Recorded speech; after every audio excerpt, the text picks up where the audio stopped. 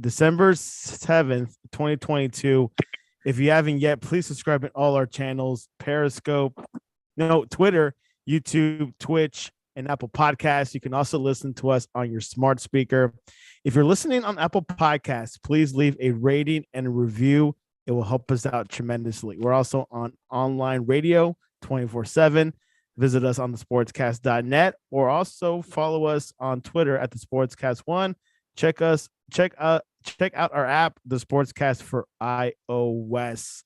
The 22 FIFA World Cup in Qatar quarterfinals begin this weekend on Friday and Saturday. And we're going to be preview every game in this tournament for the quarterfinal stage for this weekend.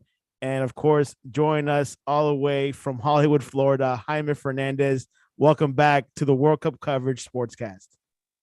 Thank you, Santiago. Thank you for the invitation, and it's a pleasure to be here. First of all, we're going to go into what happened yesterday where Morocco beat Spain in penalties 3-0. The regulation match was 0-0. Morocco was playing defense throughout, trying to play counter. Spain couldn't find the goal. But we'd love to hear, Jaime, who is from Spain, your reaction over yesterday's match.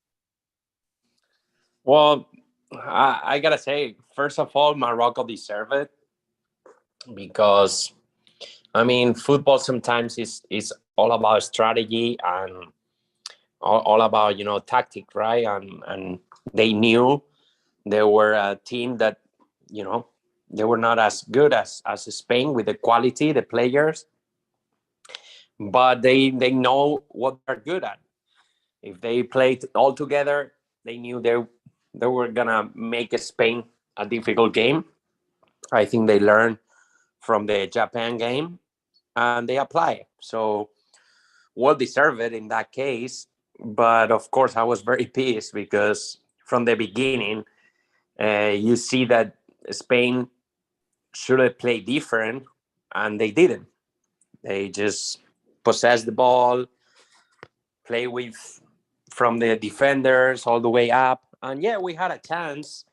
We had chances, but at the same time, we were playing against a goalkeeper that knows very, very well every single Spanish player because he plays in La Liga for Sevilla. So, yeah, the keeper of Morocco was Bunu. He had a 6.9 rating on FotMob. Spain had 1,000 passes to 300 passes to Morocco. What were your thoughts on that, Jaime? Passes for nothing, because I would like to know how many of those passes were between defenders and the goalkeeper. It was ridiculous. Like I hate this progression of tiki-taka. I hate where it's going. Guardiola did amazing job. Guardiola and passed it kind of to the Spanish team through Del Bosque, and everybody loved the way that we used to play. But you need to improve, and you need to know that people already know what you're gonna do. So you need to come with a plan B, and that's what we lack of right now.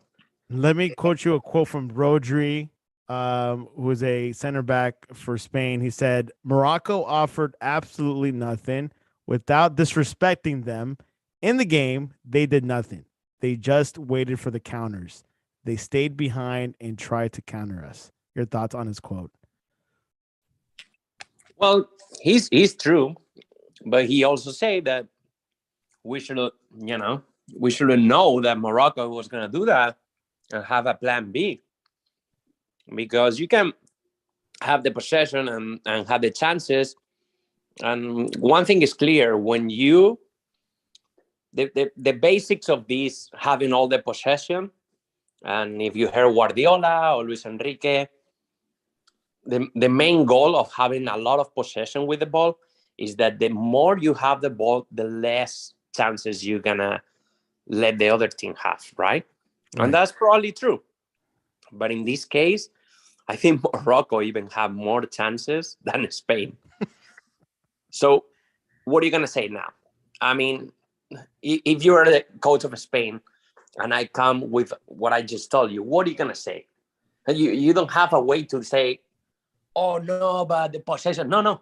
Morocco had more chances with less possession than Spain. So what are you gonna say? So that's what I would like to say to Rodrigo and to to also Luis Enrique, because at the end of the day, Spain is home, Morocco is in quarterfinals, and the possession shows that football is different. There has been some I'm ready news. for a new coach, as you can see.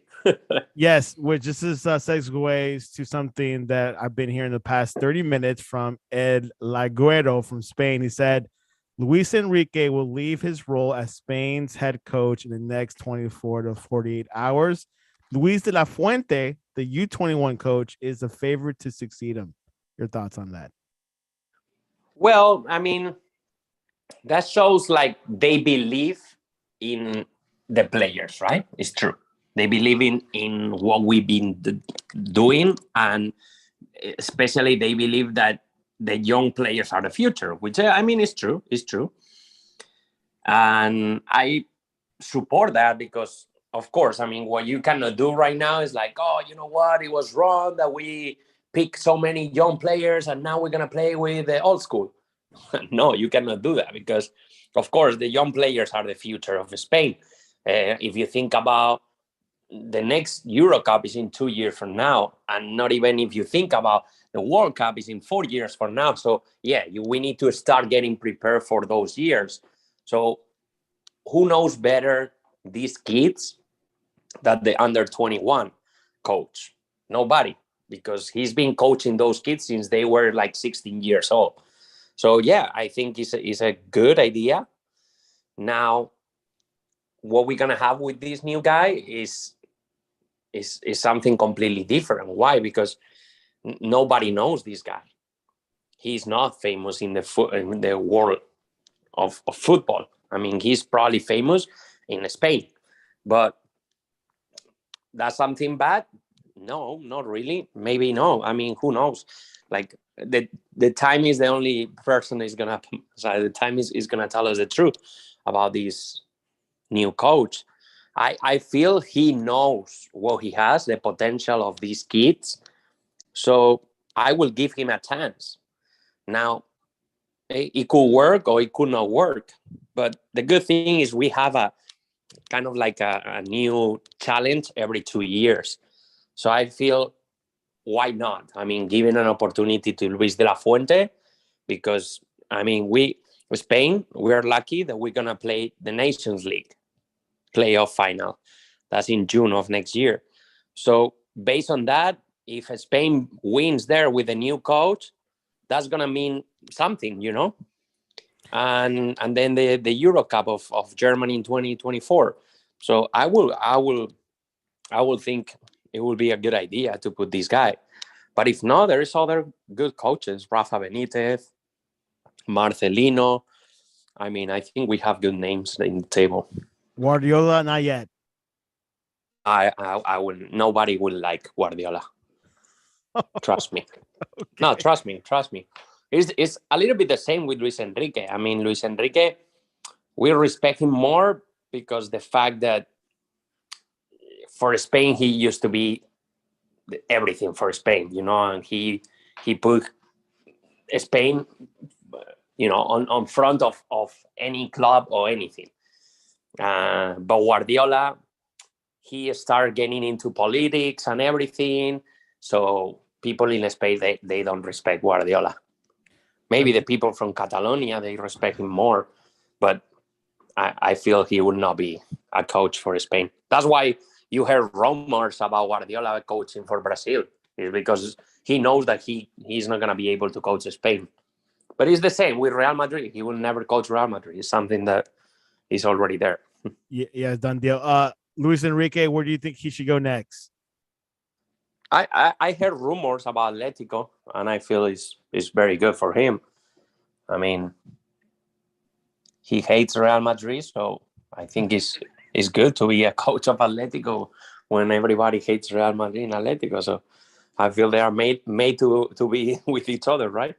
So you're saying Diego Simeone might be on Like he might be on his way out. Yeah, there's been a lot of rumors already about this this Simeone, been doing really bad, and people are getting a little bit tired. Think about this: Simeone is one of those coaches that I think is the one that makes more money in the world. Yeah, The coach, like the best pay. which is why João Felix has been rumored to leave because he has not. He's had bitter relationships with Diego Simeone. Oh no, he's leaving for sure. Yeah, He's leaving in January. yeah. I Not sure mean, where. yesterday I heard the vice president of Atletico, and if he's talking so clear about that, is because there is something already on the table. I heard today about Aston Villa.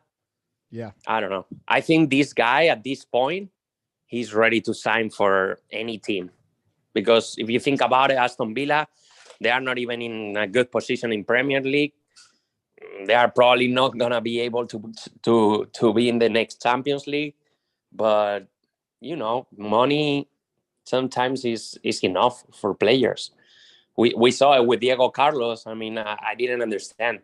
He moved from Sevilla to Aston Villa, and I'm like, how? Why? I didn't get it. But look, he was doing his where the money goes. And maybe he believe in a project that in the next 4 or 5 years he might be playing Champions League with Aston Villa. You never know. The thing is, these new teams of Premier League that they got new owners like Newcastle, Aston Villa. They are the future Manchester City and Chelsea. So it has to be cool for a player to be like in that project. Like, oh, I'm gonna be in that project that started. But yeah, I heard rumors also about Man United. I don't know. yeah. Which I'm pulling up here on the screen share. Which I'm surprised Aston Villa. You don't think he belongs in a top club like Man City, Man United, or any of the top clubs in Europe? Well, it's not that I don't believe; it's they don't. They definitely don't. Aston Villa is, I mean, it's a top 10 in the Premier League, but no, it's not inside the big six. Interesting The enough. same the same as Newcastle. I mean, they're a classic Premier League team, but in order to get in the big six, it's not about money only. I mean, you need a little bit more. But look, Newcastle is doing great this year, so you never know if Newcastle qualifies. Little by little, the roles is gonna start changing. I mean, look at Manchester City. I remember in near Manchester, Mansfield for a year when I was 15, and I remember people were laughing about Manchester City because they were gonna go to the second division, and I think they ended up going or something like that. But it was terrible. Manchester City was one of the worst teams of the Premier League, and look, with the years, now they are the number one, no And their doubt. first and their first signing was Robinho back in '08. That's one of the very first signings. Yeah, you're right. I remember that. Anyways, we'll talk about Endrick to Real Madrid a little bit after the prediction. So we'll see what Jaime is hearing. Okay, first match on Friday, Croatia versus Brazil. Brazil had a fantastic game against South Korea, 4-1. Croatia, they tied against Japan in regulation, 1-1. Went to penalties. Croatia had a better chance. Your thoughts over this match, Croatia versus Brazil, Jaime? Well, I feel Brazil is the favorite at this point. After showing us what they can do, I think they are the favorites to win this World Cup.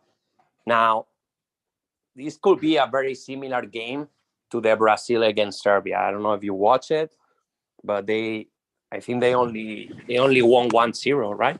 No, 2-0. Oh, Brazil only won 1-0 against Switzerland. Oh, so against Serbia was 2-0, right?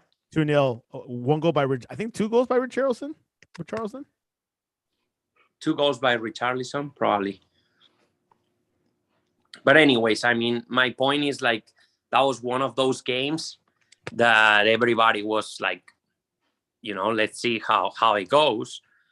But I mean, it's gonna be a difficult, tough game because also Croatia knows how these guys play, so they are gonna be very on top.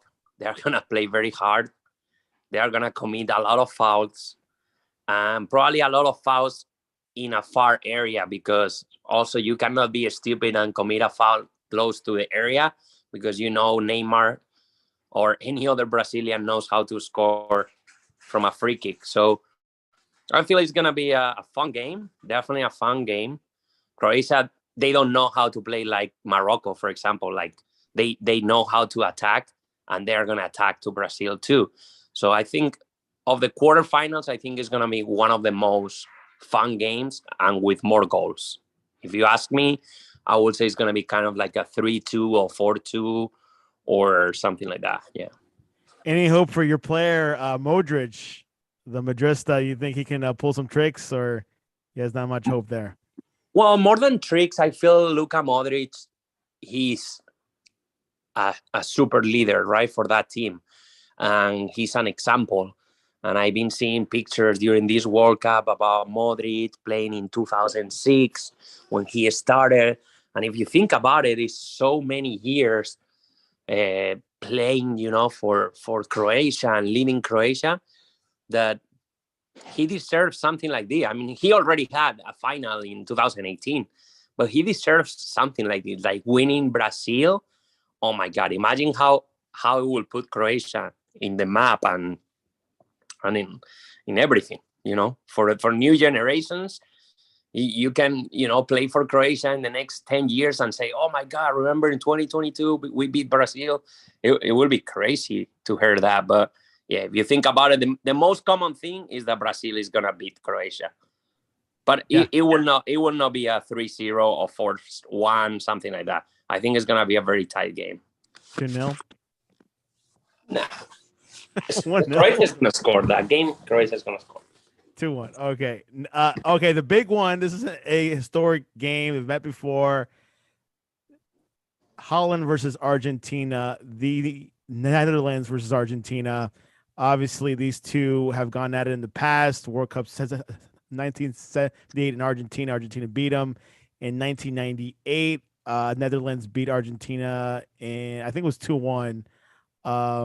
And now they meet again. Netherlands had a very strategic match against the U.S. Louis van Gaal has a lot of experience in coaching World Cups, also in big clubs. Did the counterattack strategy. Argentina hasn't played pretty, and I believe Jaime would agree with me on that. Yeah. They beat Australia 2-1. So, what are your thoughts over this match, Jaime? Again, this one, for example, I everything can happen. I expect very tight game. I would say more like a 2-2 or 1-1, and then we go to extra time. Argentinians are gonna suffer in this game, but I feel they're a little bit better than Holland. The problem about Holland right now is they have that experience with some players. Depay, De Jong, they've been playing for a little while, even that they are young. Well, not Depay, but De Jong, the lead, all these guys, Dumfries. But at the same time, I feel that Holland is a little bit faster than Argentina. So that's going to be one of the keys of the game. Like the fact that Holland knows that if they move fast, they can have a lot of chances, while Argentina is going to be more about possession and about having their chance by Messi or one of Julian Alvarez, maybe Di Maria is back. I think it's going to be a very fun game. Yeah. You think have you seen the best in Argentina within this World Cup, Jaime, or you haven't seen their best yet? I think we haven't seen their best. I think Argentina is good team, and again, I mean, it all depends about Messi. If Messi has a couple of goals, man, they come up like crazy. But it's what Van Gaal says. Like when Argentina doesn't have the possession and Messi doesn't have the ball, well, watch out. Watch out. You could be So planning on that. that's why Holland, I think, is gonna try to have the ball. If they have the ball, hold on. Now, another thing, Holland, I think they are very strong in the defender and in the goalie. So it's not gonna be easy for Argentinians to score. So I think it's gonna be a fun game. I would say a 2-1 for Holland. 2-1 Netherlands. And I forgot to mention that Argentina beat them in the 2014 World Cup. Yeah, that was one thing. I think it was penalties, wasn't it? It is. It was penalties, yeah. Yeah. Gapko has been the star of the show, young player, and with Bellingham and everyone else. He's been rumored to go to big clubs as well. Do you picture him to go into Real Madrid? Do you think he'll be a good fit there? No. Fair enough. I think it will be a good fit in the Premier League. Okay. He's faster. He's good. We'll see what happens. Definitely one of him and several other young players in World Cups. You know, Florentino has picked up players that spark in the World Cup. Jaime. Since 2006. Yep. Jaime Rodriguez, one of them. Let me tell you. I read it today. So 2006 Cannavaro, 2010 Ozil, 2014 James, 2018 Courtois. Let's see who's gonna be the 2022. Who's your top pick right now? As a Real Madrid fan, I'm excited because it is not a coincidence. I feel Florentino loves that. He's like, let me demonstrate my power, and whoever I like the most in this World Cup, I bring him. And so, what I like it is that this World Cup is in January. In almost when the window market is gonna open in the winter. Yeah. So January. I love it because he's able. Real Madrid has a lot of money, so he's able to be like, oh, who's the best in the World Cup? Well, not Mbappe. Mbappe is not coming. But let's say, for example, I don't know, any Argentinians or any other player, he might be able to sign. Imagine he signed Musiala or Bellingham. That would be amazing. But who do you think? Who do you think is the front runner? Well, definitely he's gonna put his eyes on a scorer and a striker. Why? Because Benzema, I mean, we already see this season. He's been injured. He missed the World Cup. So we all know Mbappe will be ideal. But with everything that happened, I know Florentino is not going to bring Mbappe for now. But who knows? Maybe this new guy that scored a hat-trick yesterday, he will be able to put 60 million for Gonzalo Ramos. Gonçalo. That's how you say in Portuguese. How do you say it? Gonçalo. Okay. Everyone was talking about, anyways, which segues perfectly on Saturday, Morocco versus Portugal. Portugal had a fantastic round of 16, beating Switzerland 6-1. They beat Switzerland a year ago. No, in June 4-1. So this is nothing new. Actually, March 4-1. Morocco, of course, Jaime already suffered through them already. But your thoughts? Obviously, Ronaldo sat out. He did not start with Portugal, and apparently there's a lot of momentum of him not starting again. And there was a Twitter poll in Portugal, not a Twitter poll, a huge poll in Portugal saying that Ronaldo shouldn't start. But anyways, what are your thoughts over this match? Well, I mean, I think it's one of those games that I will put Ronaldo. Why? Because you want a lot of experience, guys. Ronaldo is one of those strikers that he plays so many games as a soccer player with so many teams, with so many type of defenders that he knows what the Moroccan defenders are going to try with him. So Ronaldo is too smart, too clever to know how he can score. However, in the other hand, if you put this Gonzalo, this new guy, Gonzalo, okay? Ramos, let's leave it as Ramos, his last name. I like it. I like the last name. So that's a new guy. He's 21 years old. and he can get frustrated. He's a tough guy. He's a tough guy. I saw him. He's strong. He's like Ronaldo. If you think about his body and everything, he's a strong guy, tall. He's faster.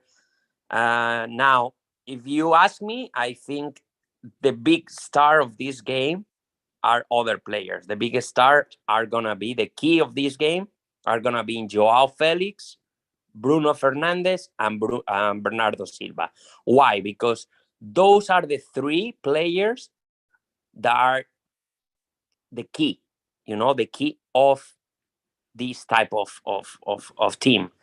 Why? Because if you think about how Morocco got to Spain, like they tactic, they they they were like not leaving the spaces, and they let Spain play in the sides.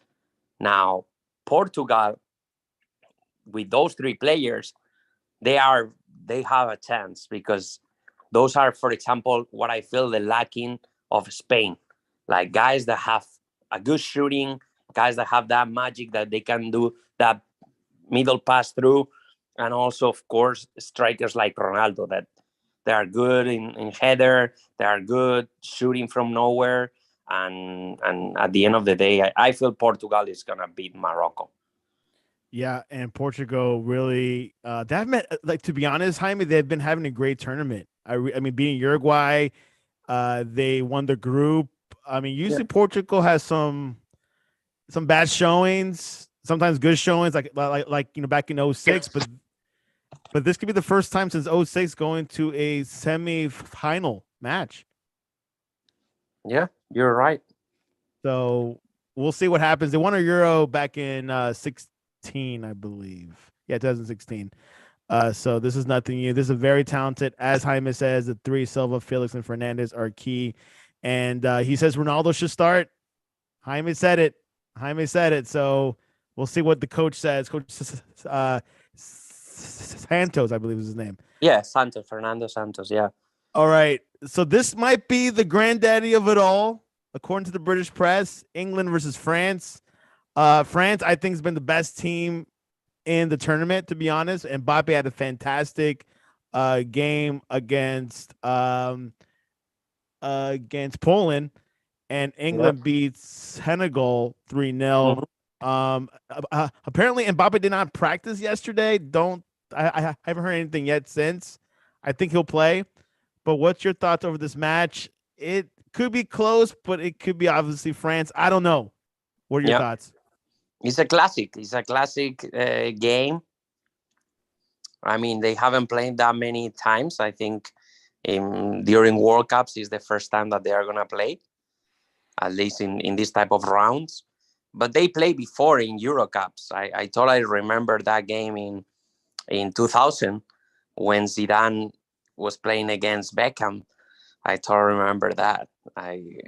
It was it was a good game, and that France was like this France. Like, it was all about quality players, all about magic happens, and France is one of those teams that, man, I thought they were gonna feel, having those players like Pogba, Kante, and Benzema missing. But man, even Lucas Hernandez got injured in the first game, but they haven't noticed. His It's brother's doing crazy. a fantastic job. They have been doing better and better in each game. And I feel, if there is a team, and I gotta be honest, if there is a team that they can stop this team, it will be England, because English guys are very fast. They are very tough. They are not gonna play around. If they need to kick Mbappe's ankle, or they need to kick whoever, they are gonna do it. And they know Giroud. Giroud used to play in the Premier League too. So these guys, they know France, because the majority of those players, they play before in the Premier League. So I feel like it's gonna be a very, very, very good game. Like, I will say, I don't want to say that the final, but it could be easily like a final. And who's going to win that one, you think? I think France. Me too. But again, that's gonna be one of those games that is 0-0 all the time, and maybe 1-0 in the minute like 75 or 80. I like the detail with the time. I don't think I don't know. It's gonna be a fun game. Now, so has France broke the World Cup curse? Because like the World Cup curse is where you lose out. Yep. In the group, right? No, they break it for sure. Who would have thought this squad with Rabiot, Giroud? He's only 35 or 36. It doesn't seem like he's aged. Griezmann's doing a good job. Dembele, I like Dembele. So far has been having a fantastic tournament. Varane came back from injury. I don't think he played for a Man United match before the World Cup break. No, but what about Tchouaméni? He's one of those guys that nobody expected that he was gonna play. Real Madrid signed him for 80 million, and now he's playing every single game with France. I mean, he's lucky that Kante and Pogba are out, but we never expect that he was gonna be that good. Which is why Casemiro left. No, I don't think it was because Tchouaméni, but probably Real Madrid signed Tchouaméni knowing that Casemiro was gonna leave. That could be. Yeah. And knowing that Casemiro was going to get old eventually. And also Casemiro having a good paycheck for Man United. Oh, yeah. Okay. Now, let me ask you. You always have questions for me. Now I have a question for you. Ask away. I mean, I get some answers maybe. Okay. Santiago, do you think that a new team will win this World Cup? Like a Morocco or a Croatia? Well, it could be Morocco, Croatia, Holland, or Portugal. Portugal. I think of all the new teams, Portugal has a good chance. The reason I'm asking you this is because right now we are in halfway. There is only 8 teams, and there are 4 that never won the World Cup, and there are 4 that won the World Cup. Oh, you're right. Croatia, Morocco, Portugal, and Holland, which Holland's been to plenty of final matches. I would say Portugal, like what I saw yesterday, Jaime, with Portugal, I like it. Like they might be my favorite of the teams that did not win it yet. Gonçalo. The good thing about Portugal is they have, I mean, I don't want to call it an easy game because they beat us, but they have an easier game than Argentina, Brazil, or France. Of course, they were supposed to win it the same way that Spain were supposed to win Portugal, Morocco. But if you win Morocco, you are already in semifinals, which, let me tell you, for Portugal, that's a huge step. Because I don't remember being in semifinals for a long time. Since 06. Since 06? Oh, wow. And they lost against France. So that's what I say. Like, and they will play against France again. Oh, wow. What a coincidence. And guess who who scored against Portugal was by a penalty by Zinedine Zidane, former Real Madrid player. I remember that penalty. I remember that. And it hit the post, I think, like the top post, and went in. Crazy, but you think Portugal out of those 4? I think so. Yeah. How about you? Now the other question about the other 4 that already won the World Cup. Who do you think have more chances? France. I'm on France. Why? Mbappe looked too good, man. That team looked flowy. My choice number 2 would be Brazil, but I think France edges Brazil. Okay. You? I don't know, man. I think sometimes it's all dependent about how the star have a day. Because if Messi has one of those days, man, we already know, it's one of the best players in the world, or the best player in the world in the history of soccer. But the same with Ronaldo. If Ronaldo has one of those games that you are invincible, is what Mbappe has been having. one of those games that you are like, wow, everybody's like, Mbappe is the new Messi, Mbappe is going to be. But no, Mbappe doesn't have all the games like that. Let's be honest. A World Cup is very difficult. It's very difficult to be very good in all the games. I remember Spain, when they won in 2010, every single game, there was a new player that was better. So the mix of all the players and the luck that we have make us the winners. And I can say the same about Italy 2006, the same about Germany. If you think about it, they don't, in 2014 they didn't have a star. Muller scored a lot of goals, Kroos did good, but look, Götze, he made it in the last game in the extra time. You know that Germany was the only World Cup winner that did not have a Golden Boot winner, and it was Messi instead. Oh, wow. Yeah, so it's quite interesting, but I think this year might be different. Before we go, Endrick to Real Madrid, those rumors are spicing up. Looks like PSG will not do it. Do you think it would happen? I believe so. I know a person inside Real Madrid.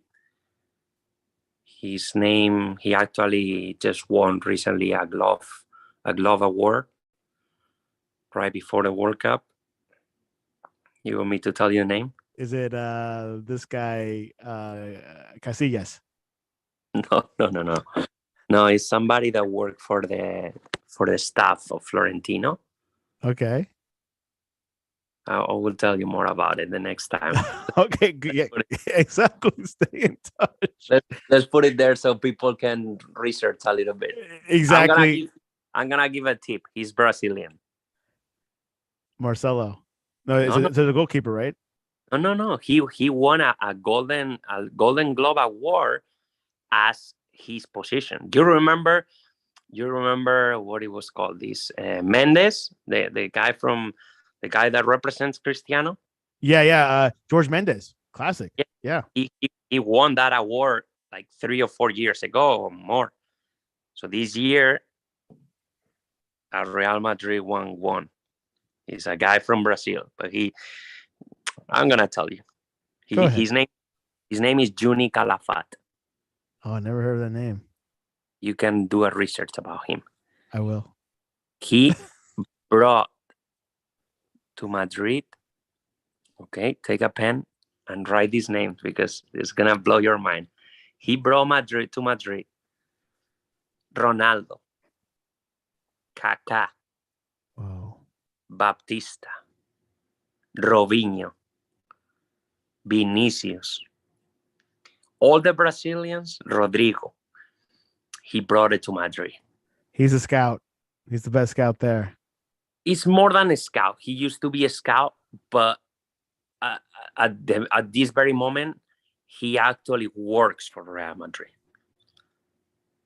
Well, he's been working for the last 3 years or 4 years directly with Real Madrid. Like he's on salary with them. He's on salary with them. He's not scouting anymore. He does more than that. But one of the main things that he does for Real Madrid is convince the players how Madrid, not only as a team, as a city, as a lifestyle, is the best for you. There you have it. It's a good job. It's a fun job. Very important job. Yeah. Yeah.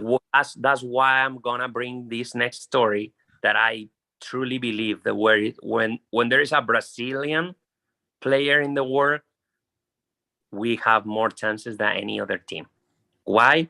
Because this guy, imagine, he opens the portfolio and he shows you, look, I brought this guy. Are you gonna tell me no? What do you think?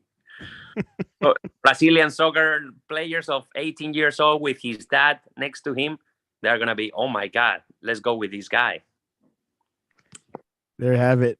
What are your thoughts over Marcelo's son, 13-year-old, his son Enzo, is who's signed with Real Madrid this past week? I'm happy for him. It's always good to have legacy into a big club like Real Madrid. So I'm definitely happy for him. Now, I mean, at least by signing with Real Madrid with how old you say? 12 years old? He's 13. 13. When you sign this type of contracts, like what do you secure for sure is that you're going to be a professional soccer player.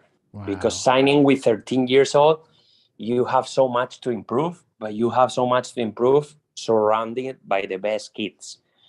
So you're going to learn so much that eventually maybe you are not going to be a Real Madrid player, but you can be in any Valencia, any team in Europe, any team in Brazil, whatever you want to go. Because, I mean, it's let's be honest, it's like studying a degree in Harvard. Like, you know that you're going to make a lot of money in the future because everybody's going to be, oh, this guy is studying Harvard. You know they nickname Real Madrid as the New York Yankees of Europe. I love it. So this is nothing new. I love it. Well, there you have it. The FIFA World Cup quarterfinals begins Friday with the first match of Croatia versus Brazil. And then, of course, Netherlands, Argentina, Morocco, Portugal, England, France. It is going to be a stack quarterfinals. Looking forward to it. Jaime, what is the best way to reach you online to give you coaching suggestions for the Spain national team? Through my podcast, Dame Bola Podcast, through Instagram, Dame Bola Podcast. So yeah, I will be happy to answer all your questions. Spain, and to connect with new people. I love to connect with new people, and Yeah. Now, Gareth Southgate, before the World Cup, he said that Spain will have a problem scoring. I know they scored 7 goals against Costa Rica, but then after that, they kind of lacked it. What were your thoughts over his comments? I totally feel that it's all about that first goal, The other day, I'm telling you, yesterday, against Morocco, if Spain will have the chance to score, man, that would be a completely different game. Because what do you think Morocco were going to do? The strategy changed completely. Yeah, and absolutely. His coach also knew about this. Like, I bet you he was talking with his guys. It's like, okay, guys, let's make sure we play like this. And I bet you his way of coaching is not, oh, let's go to penalties and then who knows? Maybe we win, maybe we don't. No. His way of coaching is let's play like this. And we all saw. And we saw that they were fast. So it's like as soon as we recover from Spain, we try to look for this guy running between the defenders and try to score a goal because they had the chances like that. We'll see. So I feel like if Spain were scoring one, it could be easily another like 2-0, 3-0, 4-0, 5-0, 6-0. It all depends. Because I can guarantee you, once that Spain score fast and they get, pumped, they can score as many as they want. They have the quality to do it. Now, the problem is that when you start getting frustrated and you start seeing that there is no space to do what is your football, you get frustrated. That's why the first thing I did is congratulate Morocco because they did amazing tactic of the game. Now, is that the style that I defend? No, I hate that style. But how many teams they play like that against Real Madrid, against other teams? Because that's the only way you can beat these type of teams. Tiki-tack out of style. Anyways, you can reach us at thesportscast.net or the Sportscast1 on Twitter and Instagram.